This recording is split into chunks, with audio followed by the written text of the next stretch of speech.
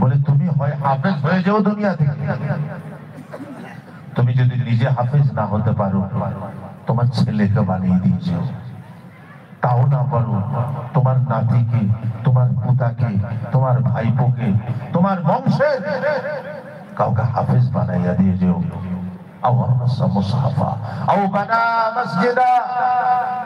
এটাও যদি না পারো অন্তত পক্ষে একটা মসজিদ বানিয়ে দিয়েছো। গোটা মসজিদ না বানাতে পারো মসজিদ বানানোওয়ালার সঙ্গে সহযোগিতা করো। যতদিন দুনিয়াতে নামাজ হবে, যতদিন দুনিয়াতে নামাজ হবে, যতদিন সেজদা হবে, তোমার কবরে সওয়াব চলে যাবে। নাম্বার 7 সবচেয়ে ইম্পর্টেন্ট, সবচেয়ে দামি।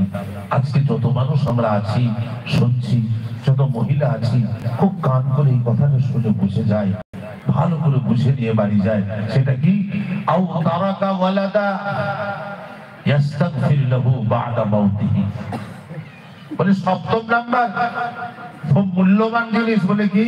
বলে তোমার সন্তান সন্ততিকে এমন ভাবে দুনিয়াতে ছেড়ে যেও, আও তারাকা ওয়ালাদা, তোমার সন্তান সন্ততিকে দুনিয়াতে এমন ভাবে ছেড়ে যেও ইস্তাগফির লাহু বা'দা মাউতিহি, তোমার মৃত্যুর পরে তারা যেন তোমার জন্য দোয়া করার উপযুক্ত হয়। মনে রাখি, আমি আপনি জানাজা পড়তে যাই, জানাজার ময়দানে আমি আপনি দোয়া পড়ি, আল্লাহুম্মা গফির লি হাইয়িনা ওয়া মাইয়িতিনা ওয়া শাহিদনা ওয়া গায়িবনা। আমার আপনার দোয়াতে আল্লাহ রাব্বুল আলামিন প্রতি ব্যক্তির দোয়াতে 2টি করে নেকি রাব্বুল আলামিন দান করেন মৃত ব্যক্তিকে।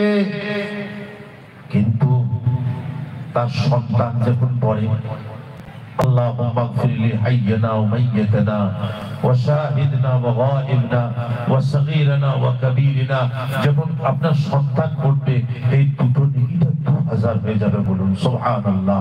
তাহলে এই 7টা জিনিস আপনার জন্য আজকে ওসিয়ত রইল খুব মুহাব্বতের সঙ্গে।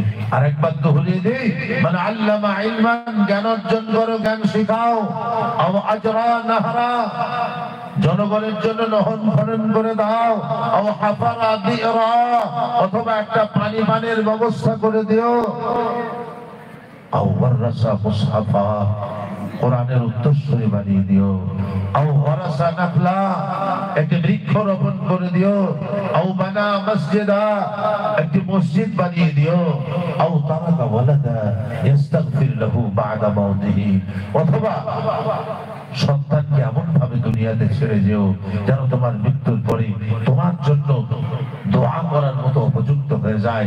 গুণীজন জ্ঞানীজন ন্যায়নিষ্ঠ মানগণ, আমি আপনি আজ আছি কাল থাকবো না, অভিশাপের মধ্যে না যায়। রব্বুল আলামিন কোরআন শরীফের 33টা অভিশাপকে ঘৃণিত বলেছেন। 33টা অভিশপ্ত মানুষকে ঘৃণিত। তার মধ্যে প্রথম অভিশপ্ত যে কিয়ামতকে বিশ্বাস করে না, সে অভিশপ্ত। কিয়ামত একদিন অবশ্যম্ভাবে আসবে। তাই ওসিয়ত স্বরূপ, উপদেশ স্বরূপ, মুহাব্বতের সঙ্গে বলি, দৈনন্দিন জিন্দেগিতে 5 ওয়াক্ত নামাজ আদায় করুন, সারা বিশ্বের মুসলমানের কল্যাণের জন্য দোয়া করুন।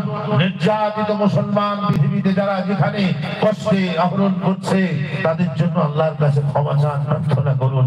আল্লাহ তাদের প্রতি মদত করুক, সাহায্য করুক, সহযোগিতা করুক, এবং রব্বুল আলামিন তাদের মদত দিয়ে তাদেরকে এই সমস্ত অত্যাচার থেকে আল্লাহ হেফাজত করুন। প্যারে আজিজ দোস্ত, শুধুমাত্র প্যালেস্টাইনের মুসলমানদের কষ্ট দেওয়া হয়নি, বসনিয়া, চেচনিয়া, পৃথিবীর 7 থেকে 8টা দেশের মুসলমানদের প্রতি নির্মমতার, নিহতার অত্যাচার, যে অত্যাচার গুলো আমি আপনি আমার আপনার কর্ণগোচর হয় না। মনে রাখবেন, রাসূলুল্লাহ বলেছেন মুমিনের একটি লক্ষণ হচ্ছে, মুসলমানের একটি আলামত হচ্ছে, পৃথিবীর কোন জায়গায় কোন মুমিন মুসলমান কষ্ট পাবে আসে ব্যথিত হবে না, বলে এটা মুমিনের আলামত নয়। শোনার চান বাবাজি, সেই জন্য নামাজের সঙ্গে নিজের জন্য, তাদের জন্য দোয়া করুন। বাবাজি শোনার চান, আমরা যে দেশে বাস করি, এদেশ আমাদের দেশ। আজকে নানা রকমের কুচক্র, রাজনৈতিক বিভিন্ন রকমের নিরপেক্ষতা, ধর্মের জায়গায় নিরপেক্ষতা ঠিক আছে, কিন্তু কিছু কিছু ক্ষেত্রে এমন আছে ধর্ম নিরপেক্ষতা অবশ্যই, কিন্তু আপনি আপনার ধর্মের প্রতি সজাগ